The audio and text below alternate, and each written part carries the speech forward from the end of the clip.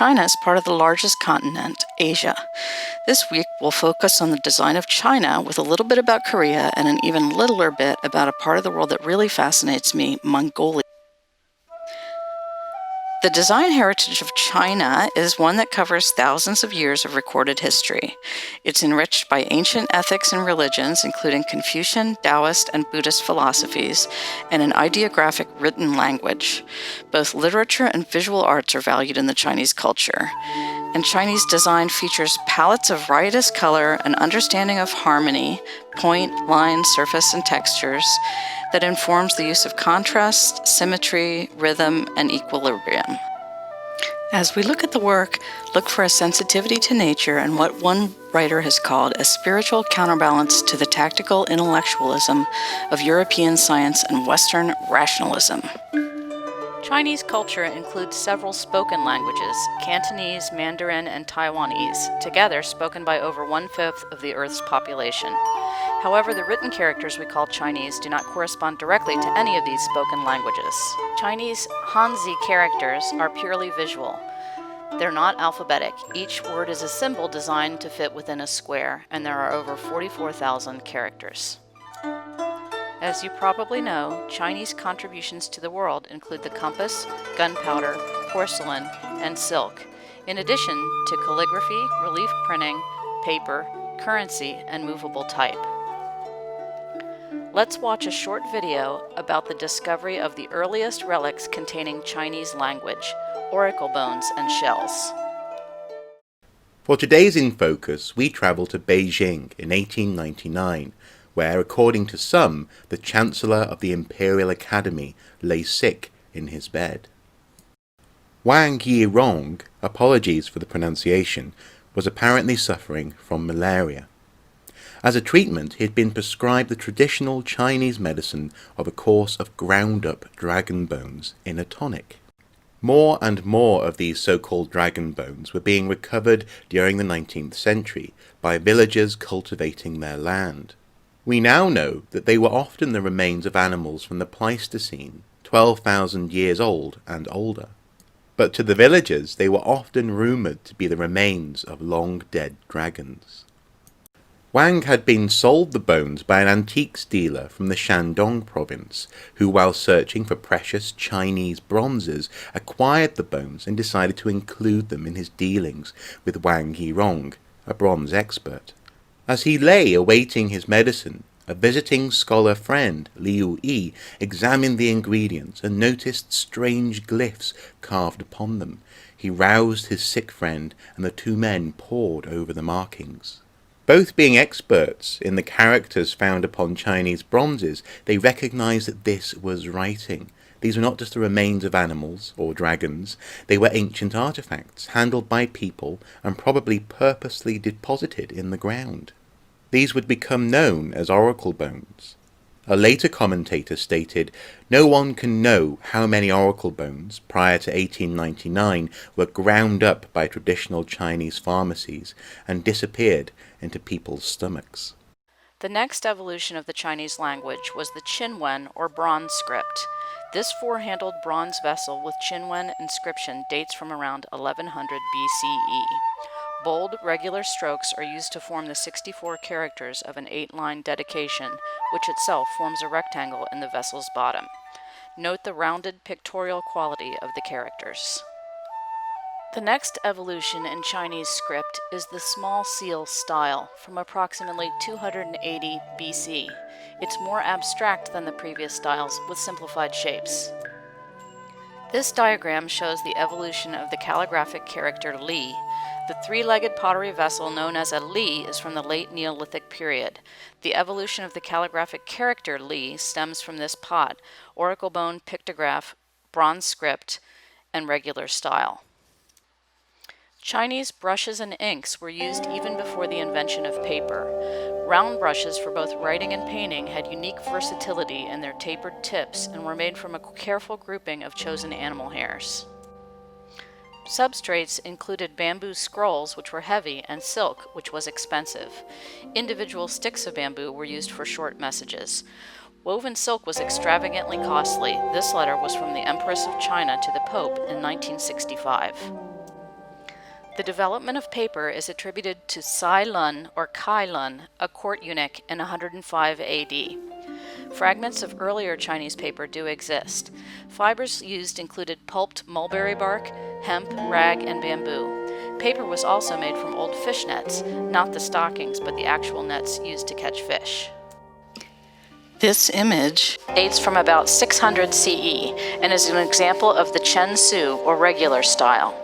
This rubbing was taken from a stone tablet that was carved during the Tang Dynasty and modeled after the calligraphy of the notable minister and calligrapher Chu Xiu Liang. The last Chinese script we'll discuss is a secret women's language. Take a guess as to why women in this period would invent a secret writing system of their own. Next, let's take a closer look at the distinctive Chinese art form of calligraphy.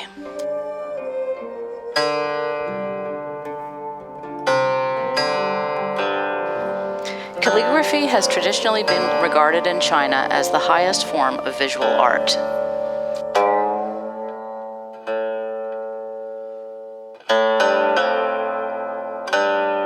Traditional four treasures of a calligrapher's tools are brush, ink, paper, and inkstone. The brush is made from animal's hair. The inkstone is made from pine soot. Today, Chinese calligraphy has remained a potent force in Chinese life.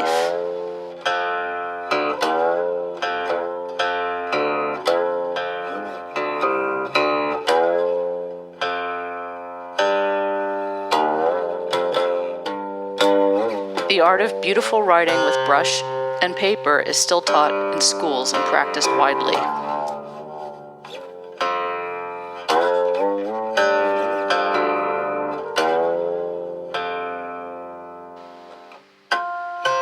Let's meet a contemporary practicing calligrapher in his studio in downtown Shenzhen.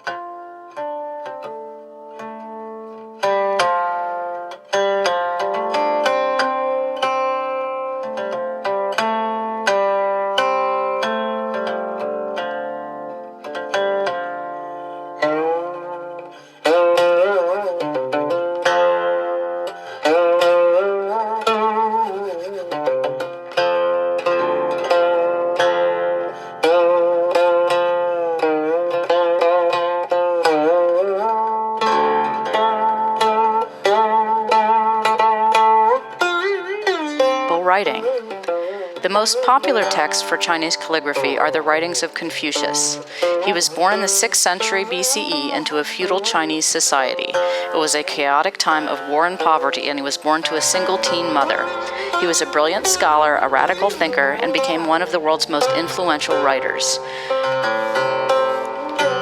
This forest of stone tablets was made by Confucius's disciples and later added onto by emperors.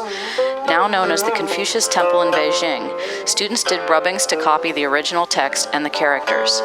Over 3,000 stone tablets are standing like trees in a forest. If you needed to know what Confucius actually said, it was recorded in this stone library. Alterations were nearly impossible. The wisdom of Confucius has been preserved so well that you may even recognize some of his sayings today.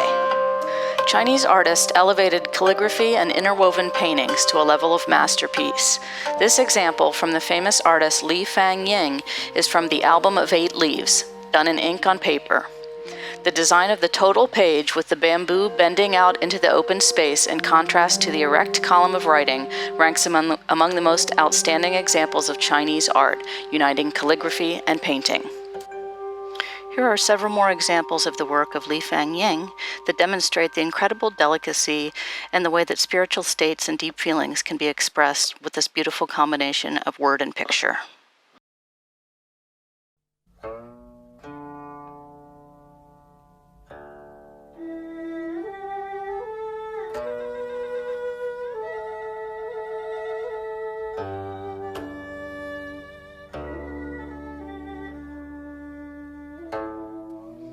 The invention of paper was critical. It was the perfect substrate to take an impression. In relief printing, a raised surface transfers ink onto a substrate. You're probably familiar with rubber stamps. The works of art known as Chinese chops were used to sign or seal works of art and were in themselves works of art. Both artists and owners used chops to sign or seal works of art. The painting shown in Figure 311 is by Zhao Mengfu of a goat and a sheep. It's stamped with multiple chops of owners and viewers of the work. When an important scroll was sold, traded, or given, or even just unrolled to show a guest, chop seals were stamped to mark the occasion. Another precursor to printing was the practice of doing rubbings from carved stone. This Buddhist dedicatory stele from 562 CE illustrates this practice.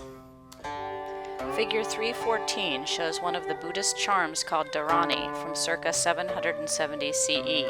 Rolled up and inserted in little pagodas, these early specimens of relief printing had the text printed in Chinese calligraphy on one side and in Sanskrit on the other.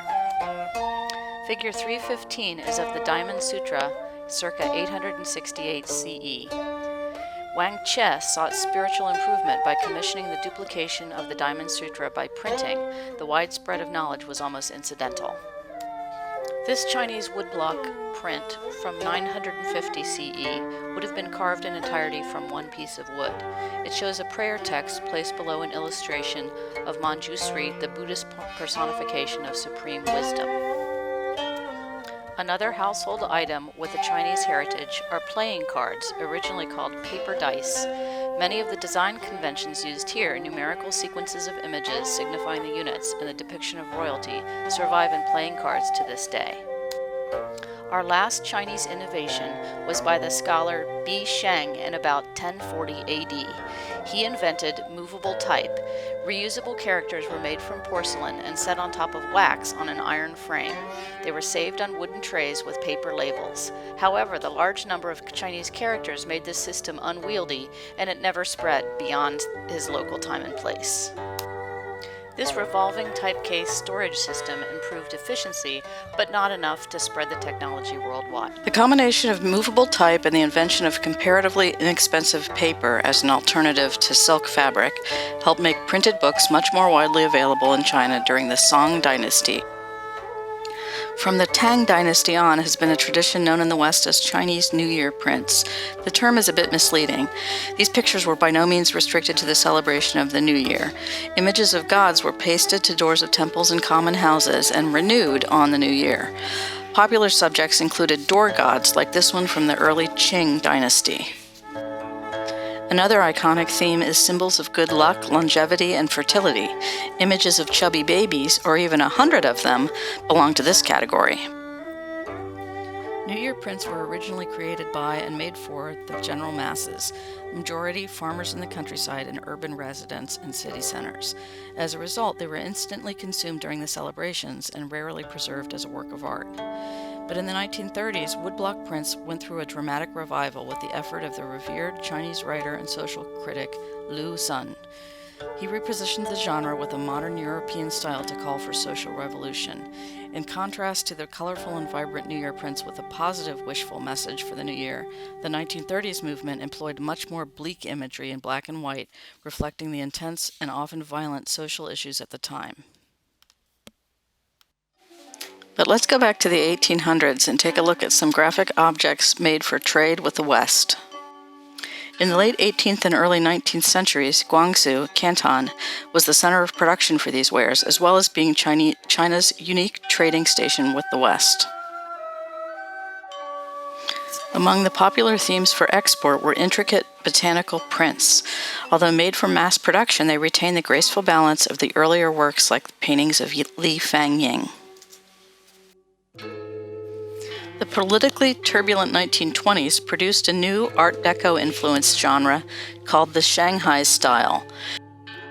This dynamic national design style was born of Russian constructivism and China's own drive for new technology.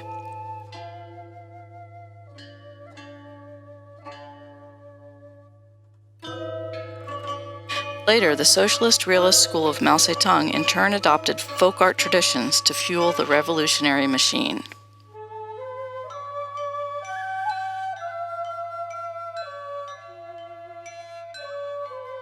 These propaganda posters were produced with modern color lithography in large quantities.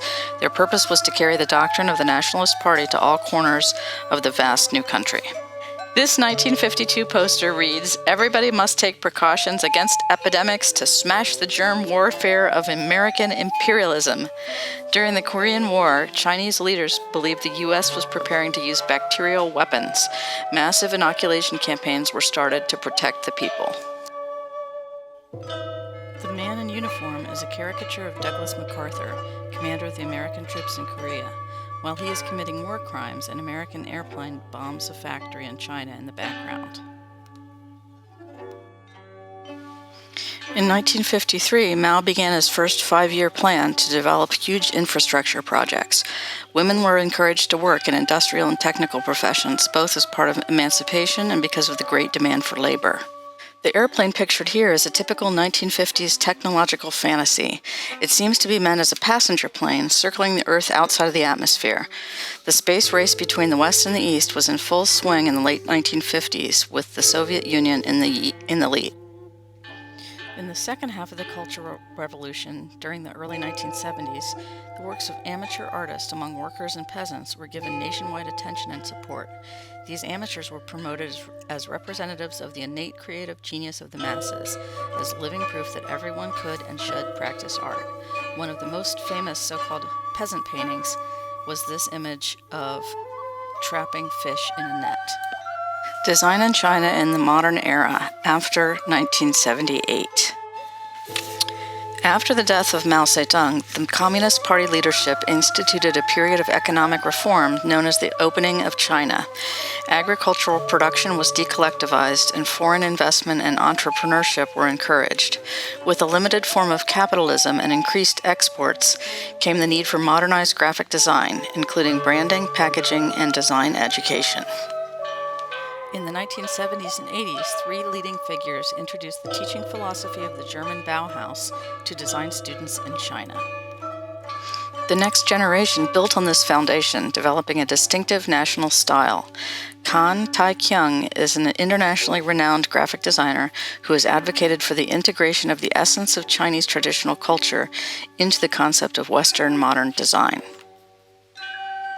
In the design system for the 2008 Beijing Olympics, you may recognize echoes of the ancient bone and shell script.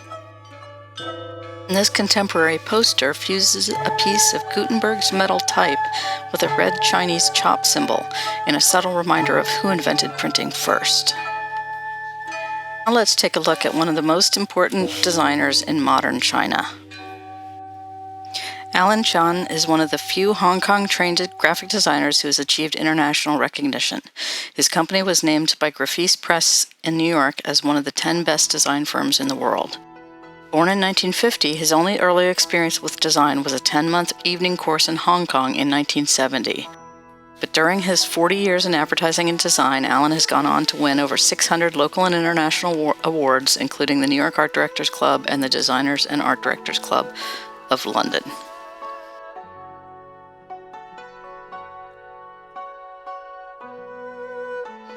Next, let's go to Korea to look at the amazing alphabet Hangul.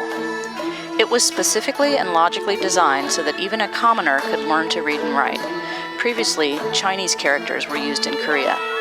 Understanding the military and cultural advantages of writing, the brilliant Korean monarch, King Sejong, introduced an alphabet by royal decree in 1446. He assembled a team of scholars to hack the problem systematically. They developed a unique phonetic alphabet based on the shape of the mouth when pronouncing words, possibly the most logical language on earth. He said, "A wise man can acquaint himself with all the characters before the morning is over. A stupid man can learn them in the space of 10 days. Today, over 2,000 common syllables are made from the original 24 characters. The distinctive rectangular symbols can be seen in this street in Seoul and on Korea Street in New York City." Jumping to the present, the widely recognized father of modern Korean design is An Sang-soo. Professor An Sang-soo started his one-eye conceptual photo project in 1988. To date, he's taken quirky portraits of more than 5,000 people from all walks of life with one eye covered. He's known for creating many modern variations of the Korean alphabet and for his distinctive designs that make use of the geometric letters.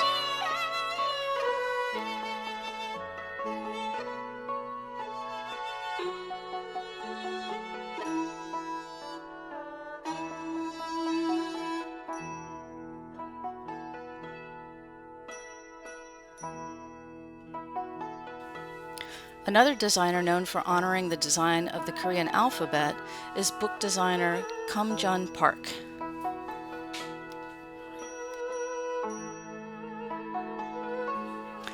Mr. Park pays particular attention to the book's formal qualities with his use of traditional materials such as handmade hanji paper. He's also played a part in the Seoul literary scene with the creation of Paju Book City, which has more than 50 publishing houses, libraries, and bookshops.